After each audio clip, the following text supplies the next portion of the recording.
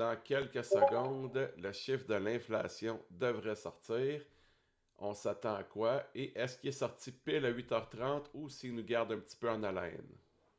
Et oui, il est sorti à 8h30 et c'est plus bas qu'anticipé. Regardez la forte hausse du marché ce matin.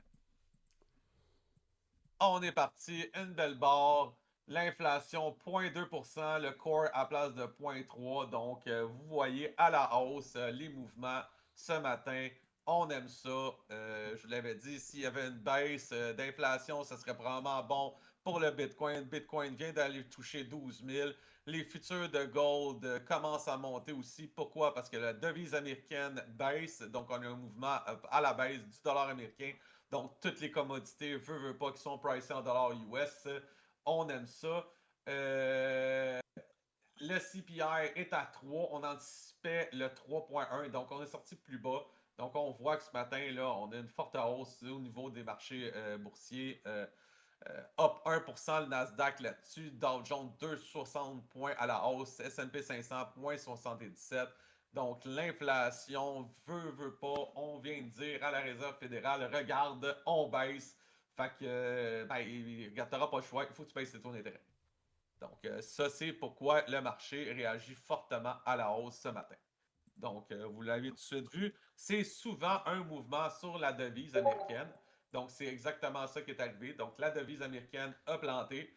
Automatiquement, tout ce qui est price en dollars US, je vous l'ai dit, si le dénominateur baisse, le numérateur monte. Pour la simple et bonne raison que c'est un sinon, il y aurait des situations d'arbitrage. Et donc, on fait justement, on est super content. Le chiffre est. On avait des craintes que le chiffre allait sortir un petit peu à la hausse. Finalement, c'est pas ça du tout qui est arrivé.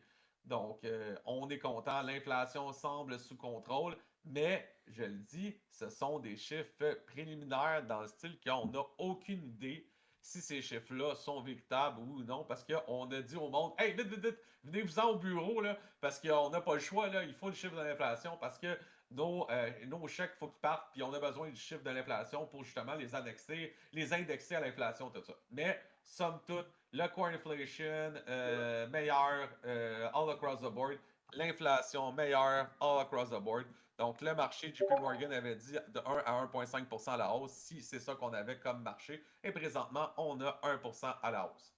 Donc, c'est exactement ce qu'on a. On va regarder justement la réaction. Est-ce qu'on va avoir une continuation dans le marché boursier? Est-ce qu'il est déjà pricé très cher? Mais on avait certains stocks qui avaient mal performé, style Nvidia, qui ne montait plus. Est-ce que Nvidia va repartir à la hausse et aller chercher son 190$? Peut-être pas aujourd'hui, mais peut-être dans un avenir rapproché, il va continuer à monter. Fait que, donc, les bets, hein, le monde est sûr maintenant qu'il y a deux baisses de taux d'intérêt à 100% pour le mois d'octobre et le mois de décembre. Donc, on est sûr et certain que les baisses de taux d'intérêt vont avoir lieu. Et là, on va simplement regarder le marché. Est-ce qu'on va tenir ou on ne tiendra pas? Ça risque d'être une bonne journée sur le marché, là. Excellent. On va voir où ça va nous mener. Donc, merci Frank d'avoir si bien décortiqué pour nous le chiffre de l'inflation.